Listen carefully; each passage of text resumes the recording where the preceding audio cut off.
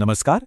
आज हम भारतीय संविधान के एक ऐसे अनुच्छेद की बात करने वाले हैं जिसमें एक बहुत ही कह सकते हैं आश्चर्यजनक शक्ति छिपी है, पूरे देश का नक्शा बदलने की शक्ति। तो सबसे पहला और सबसे बड़ा सवाल, क्या भारत का वो नक्शा जिसे हम आज जानते हैं वो हमेशा ऐसा ही रहेगा या उसे बदला जा सकता है? इसका जवाब शायद आपको हैरान कर दे। तो चलिए इस पूरी कहानी को एक एक करके समझते हैं। हम देखेंगे कि भारत का नक्शा आखिर क्यों स्थायी नहीं है, फिर जानेंगे कि अनुच्छेद 3 में ऐसी क्या खास बात है, समझेंगे कि एक नया राज्य बनाने की असल प्रक्रिया क्या होती है, कुछ असली उदाहरणों से इसे और साफ करेंगे और आखिर में इसके पीछे छिपे बड़े मतलब को भी जानेंगे।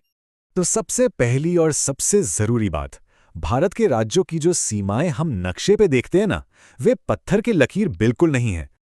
जी हाँ, हमारा संविधान सिर्फ एक संस्था को ये अधिकार देता है और वो है भारत की संसद।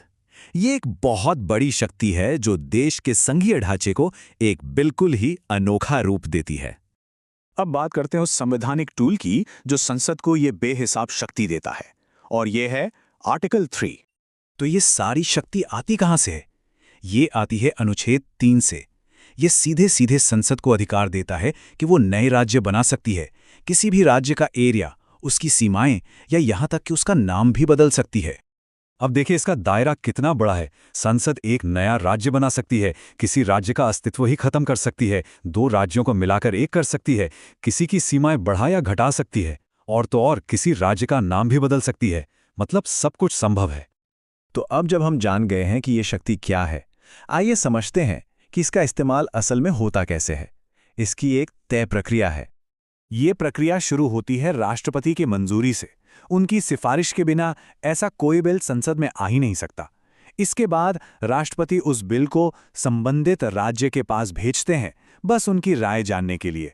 राज्य को अपनी राय देने के लिए एक समय दिया जाता है, और जब ये सब हो जाता है तो गेंद वापस संसद के पाले में आ जाती है अंतिम फैसले के लिए। और यहीं पर आता है इस कहानी का सबसे चौंकाने वाला मोड़। राज्य की राय का क्या होता है? असल में संसद पर उस राय को मानने की कोई भी बाध्यता नहीं है। जी आपने सही सुना, राज्य चाहे हां कहे या ना, अंतिम फैसला लेने का अधिकार सिर्फ और सिर्फ संसद के पास है।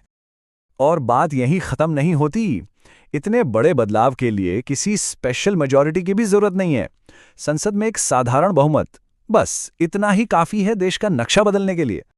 चलिए अब थ्योरी से हटकर कुछ असल उदाहरण देखते हैं, जिनसे यह पता चलता है कि इस अनुच्छेद का इस्तेमाल करके राष्ट्र के नक्शे को कैसे बार बार बदला गया है। ये नाम तो हम सब जानते हैं, है ना? साल 2000 में एक के बाद एक 3 नए राज्य बने। छत्तीसगढ़, उत्तरांचल जिसे अब हम उत्तराखंड कहते हैं, और झारखंड। और हाल ही में 2014 में तेलंगाना राज्य आंध्र प्रदेश से अलग होकर बना। ये सभी अनुच्छेद 3 की शक्ति का ही नतीजा है। को ये सब हमें भारत की राजनीतिक बनावट के बारे में क्या बताता है? चलिए इसके गहरे अर्थ को समझते हैं। देखिए, भारत एक संघीय देश है जहां केंद्र और राज्यों के बीच शक्तियों का बंटवारा है, लेकिन अनुच्छेद 3 ये दिखाता है कि जब बात जमीन, सीमाओं और राज्यों के अस्तित्व की आती है तो केंद्र सरकार के पास ही अंतिम अधिकार होता है। ये भारत के एकात्मक चरित्र को दर्शाता है। इसी अनोखी बनावट को समझाने के लिए अक्सर एक बात कही जाती है कि भारत विनाशकारी राज्यों का एक अविनाशी संघ है। इसका मतलब है कि संघ यानी भारत देश हमेशा रहेगा, उसे नष्ट नहीं किया जा सकता, लेकिन इसके हिस्से यानी जो राज्य हैं उन्हें संसद बदल सकती है, यहां तक कि समाप्त भी कर सकती है। और यहीं हम एक बड़े सवाल पर आके रुकते हैं। भारत जैसे विविध देश में जहां हर राज्य की अपनी एक अलग पहचान है, वहां केंद्रीय अधिकार और क्षेत्रीय पहचान के बीच ये संतुलन कितना नाजुक और कितना जरूरी है। ये एक ऐसा सवाल है जो आज भी उतना ही अहम है।